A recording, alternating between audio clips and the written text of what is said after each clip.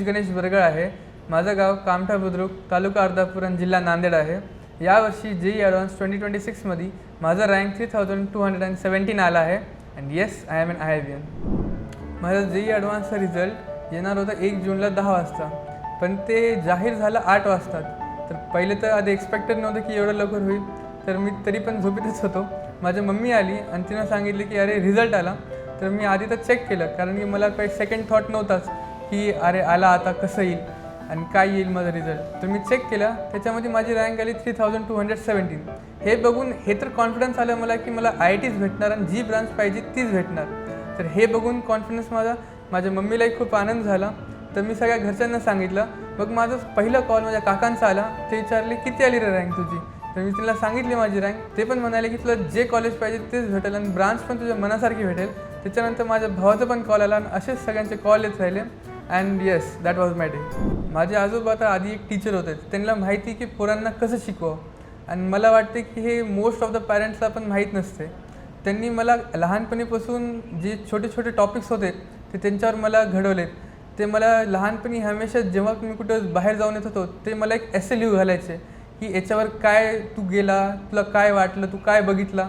त्याच्याहून मला एकतर हे कळालं की आपले जे मनाचे वर्ड्स आहेत त्याला आपण कसं एक्सप्रेस करू शकतो. आणि याच्यानंतरही ते मला हरेक माझ्या डिसिजनवर किंवा हरेक जे पण मला अगर कोचिंग पाहिजे त्याच्यावर मला हमेशा त्यांनी सपोर्ट केला आहे. तर त्यांनी मला घडवलेलं आहे. माझा भाऊ यश बरगळ, तो पण IIBN होता. तो आता MBBS करत आहे. तर जेव्हा तो 12थमध्ये होता आणि मी 10थमध्ये होतो, तेव्हा त्यानं म्हणलं की पहिले तर 11th खूप इझी असते, म्हणजे तेवढी पण इझी नसते, पण स्टार्टिंगचे थोडे महिने इझी असतात. तेव्हा तू बघ की आधी बघ की टीचर्स कसे आहेत, त्यांच्याशी बोल, त्यांच्याशी कॉन्टॅक्ट कर आणि बॉन्डिंग बनव, कारण की ते बॉन्डिंग तुला 12थच्या एंडिंगमध्ये खूप कामाला येईल. आणि तो करेक्ट होता. मला त्याचा खूप फायदा झाला.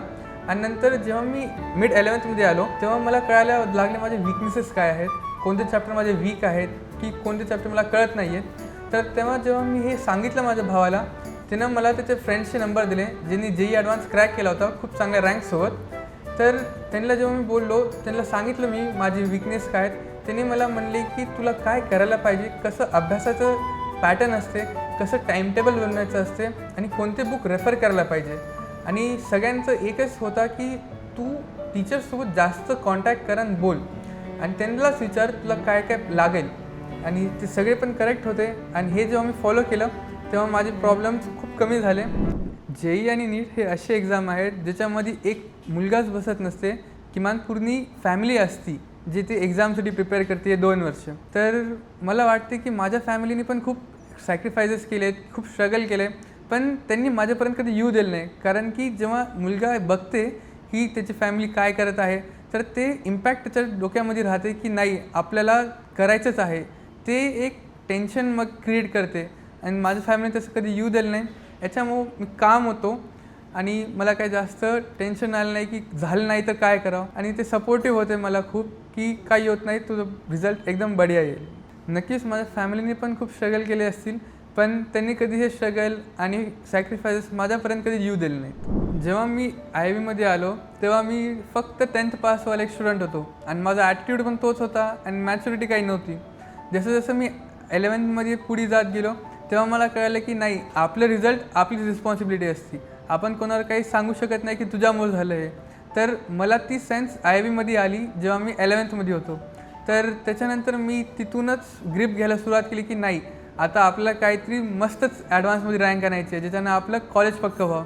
तर मग मी सुरू केली माझी तयारी 11thच्या मिडपासून, कारण की त्याच्या आधी तेवढी काही मॅच्युरिटी नव्हती मला की हे मला करायला पाहिजे, ही बुक रेफर करायला पाहिजे. नंतर तिथून मी माझ्या टीचर्सला बोललो आणि तिथून कॉन्टॅक्ट माझा सुरू केला मी त्यांच्यासोबत आणि ते मला फायदेशीर आलं. स्टार्टिंगला तर मी डाऊट्स घेऊन जायचो, कारण की तेव्हा कधी आम्ही कम्युनिकेट केलं नव्हतं मी आणि माझे टीचर्सनी. तर मी तसंच डाऊट घेऊन जायचो. नंतर जिथं मला टफ वाटायचं सब्जेक्ट तर मी सांगायचो की सर इथं मला माझं चॅप्टर खूप टफ जात आहे आणि याचे क्वेश्चन्स बनत नाही आहेत माझ्याच्यानं. तर ते मला तिथून गाईड करायचे की तुला काय करायला पाहिजे आणि तुला कसं ते क्वेश्चनला अप्रोच करायला पाहिजे, कारण की अप्रोच मेन असते कोणत्या पण क्वेश्चनला सॉल्व करण्यासाठी. तर त्यांनी तिथून मग गाईड पण केले मला की तुला आता तुझी सुट्ट्या जे असतात हॉलिडेज तुला भेटतील तर ते कसं तुला वापरायला पाहिजे, किंवा तुला कोणतं सब्जेक्ट अगर टफ जाते त्याच्यामध्ये कोणतं चॅप्टर, तर तुला काय करायला पाहिजे त्याच्याबद्दल, कोणते बुक सॉल्व करायला पाहिजे किंवा तुला मॉड्यूल्स कसं सॉल्व करायला पाहिजे, हे त्यांनी मला गाईड केलं आणि हे गायडन्स मला खूप हेल्प आला. जे जेई मेन्स आणि जेई ॲडव्हान्स हे जे एक्झाम असतात ते कम्प्युटर बेस्ड असतात. म्हणजे तुम्हाला जेव्हा तुम्ही एक्झाम द्यायला जासाल तर थोडं तुम्हाला माहीत असायला पाहिजे की कम्प्युटर बेस्ड कशी असती. तर त्याच्यासाठी IIBने आमचे जे रेग्युलर टेस्ट असतात ते पण CBT मोडमध्ये केलते आणि जी टेस्ट सिरीज असते त्याला पण CBT मोडमध्ये केलती. याच्यामुळे जेव्हा मी मेन्सची एक्झाम द्यायला गेलो तेव्हा मला हे डाऊट राहिला नाही की आता मी कसं करू याला आणि याच्यामध्ये ऑप्शन कसं फिलअप करायला पाहिजे. तर हे सर्व डाऊट्स माझ्या IIBच्या टेस्ट सिरीजमध्ये क्लिअर झाले होते. जी ॲडव्हान्सची जी परीक्षा आहे ती म्हणतात की खूप कठीण आहे, पण तसं नसते. याच्यात खूप सारे क्वेश्चन पण असे असतात जे इझी असतात, खूप असतात जे मीडियम असतात आणि त्याच्यात थोडेफार असतात जे खूप टफ असतात. आणि इझी म्हणजे असं नाही की ते बनूनच जातील तुमच्याच्यानं 100%. इझी म्हणजे रिलेटिव्ह म्हणत आहे मी. तर जेव्हा तुम्ही क्वेश्चन सॉल्व करता त्याच्यामध्ये 2 ॲस्पेक्ट्स असतात. एक तुमचा थिंकिंग प्रोसेस आणि दुसरं तुमचा अप्रोच. आणि हे दोन्ही पण जे गोष्टी आहेत हे तुमचे तेव्हाच बिल्ड होतात जेव्हा तुम्ही क्वेश्चन्स लावसाल जास्तीत जास्त. आणि कोणते क्वेश्चन जे तुमचे प्रिव्हियस इयरचे असतात ते. एक थिंकिंग प्रोसेस हे जे आहे ते तुम्हाला सांगते की ह्या क्वेश्चनमध्ये विचारत काय आहे.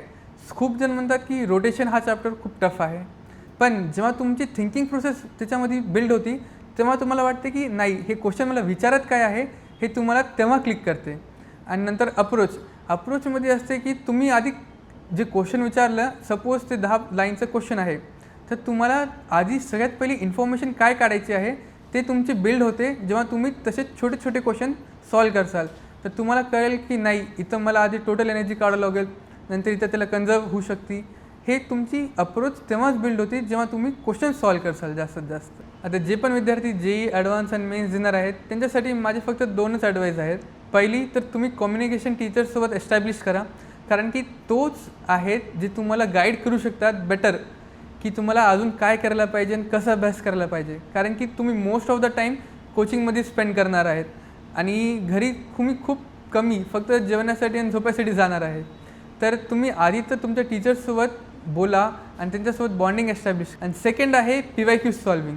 आणि PYQs कोणते, तुम्ही आधी मेन्सची पूर्ण प्रिफर करा, कारण की ॲडव्हान्सची तुम्ही अगर डायरेक्ट जम्प केला तर ते पहिले तर बनणार नाहीत आणि दुसरं तुमचं मॉरल डाऊन होईल. तर तुम्ही आधी मेन्सचे सर्व PYQs सॉल्व करून घ्या. आणि कोणते तर मी म्हणणार की आता 2026पासून जे तुमची बुक आहे, जी PYQची बुक असते त्याच्यामध्ये 28 इयर्सची येतात. तर ते 28 इयर्सचे PYQ तुम्ही सॉल्व करा आणि त्याच्यानंतर तुम्ही जेई ॲडव्हान्सचे PYQला जा आणि त्याच्यात असतात थोडे क्वेश्चन जे बनत नाहीत तर ते तुम्ही टीचर्ससोबत विचारा.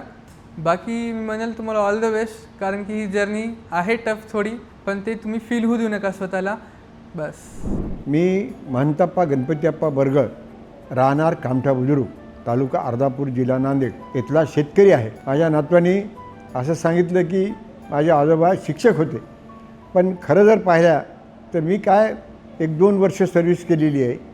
त्याच्यामुळे मी शिक्षकाचं काही काम जास्त फार काही केलेलं नाही, परंतु मी शैक्षणिक दृष्टिकोन हा समोर ठेवून सर्व मुलांना शिकवण्याचं काम केलं. मला 2 मुलं आहेत, प्रत्येकाला 2-2 मुलं आहेत. मोठ्या मुलाला 2 मुलं आहेत, त्याच्यापैकी पहिला जो नातू होता तो यश बरगळ. यश बरगळ हा एम्स मदुराईला लागला IIBमधून. नंतर हा दुसरा जो नातू आहे आयुष बरगळ, हा IIBमध्येच प्रवेश घेऊ लागला. परंतु प्रवेश घेत असताना मी त्याला म्हणलं की बाबा हे नवीन बॅच आहे, कशाला घेतो, थांब थोडं, आता मला विचार करू दे.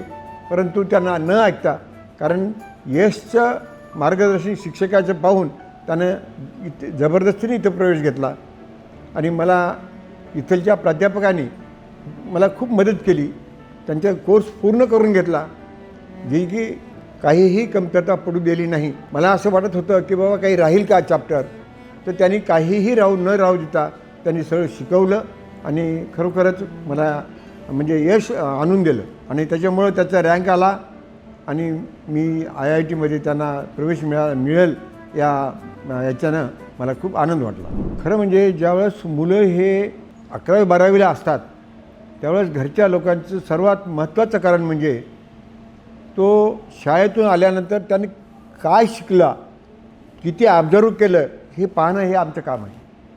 त्याच्यानंतर त्याला काय लागते, कोणते पुस्तकं लागतात हे देणं हे आमचं काम आहे. काही वही पेन ह्या सगळ्या गोष्टीची पुरवणी करायला पाहिजे. तो एवढंच नाही, तो किती झोपतो याच्यावरही लक्ष ठेवलं पाहिजे. तिसरी गोष्ट म्हणजे घराचं वातावरण, घरातला मोबाईल बंद करणे, टी व्ही बंद करणे, घराचं वातावरण शैक्षणिक ठेवणे, ह्या सगळ्या गोष्टीचं जर ध्यान ठेवलं, प्रमुखानं जर ध्यान ठेवलं तरच हे होऊ शकते, नसता होणार नाही. पहिल्या प्रथम घरातले टी व्ही बंद केले, घरातला गोंगाट बंद केला, जेवणाला साधं ठेवलं, ह्या सगळ्या गोष्टी केल्या म्हणून त्याच्या प्रकृतीवर याच्यावर त्याचा परिणाम चांगला झाला. हे जर आम्ही वातावरण जर ठेवलं नसतं, बाहेरच्या जेवणामधून सुद्धा बऱ्याच गोष्टी चुकतात, ते आम्ही होऊ दिलं नाही. आंबट खाणे किंवा गोड खाणे ह्या जर गोष्टी जर घडल्या तर लेकराच्या प्रकृतीवर परिणाम होतो. हे सहसा मी 4ही वर्ष जपलं आणि ही सत्य परिस्थिती. मी खास राहणार कामठा इथलं शेतकरी माणूस आहे. मी माझ्या छोट्याशा गावामध्ये राहतो. आता गावही खूप मोठं आहे, नाही लहान म्हणता येणार नाही, कारण 7-8 हजाराची लोकसंख्या आहे. त्या गावामध्ये मी शेतकरी आहे. माझं गाव इथून एक 10 किलोमीटरच्या अंतरावर आहे. परंतु शैक्षणिक वातावरण लेकरायला घडावं म्हणून मी नांदेडला येऊन स्थायिक झालो, किरायाच्या घरात स्थायिक झालो आणि मग त्यांना तिथे मुलांना शिकवलं. माझ्या मुलाला शिकवलं, या नातवालाही शिकवलं. त्याच्यामुळं हे लेकरं म्हणजे मी बऱ्याच दिवसापासून नांदेडला राहतो फक्त शिक्षणासाठी. जेव्हा मी 9th होतो तेव्हा मला IITsबद्दल कळालं की हे most prestigious colleges in India for engineering आहेत. तेव्हा मी ड्रीम बघितलं, आता इंजिनिअरिंग करायची तर IITमधूनच करायची. And now my dream is coming true. This IIBN is going to be an IITian. आणि मी माझं यशाचं श्रेय माझे फ्रेंड्स, फॅमिली, IIB आणि आजोबांना देईन. Think JEE, think IIB.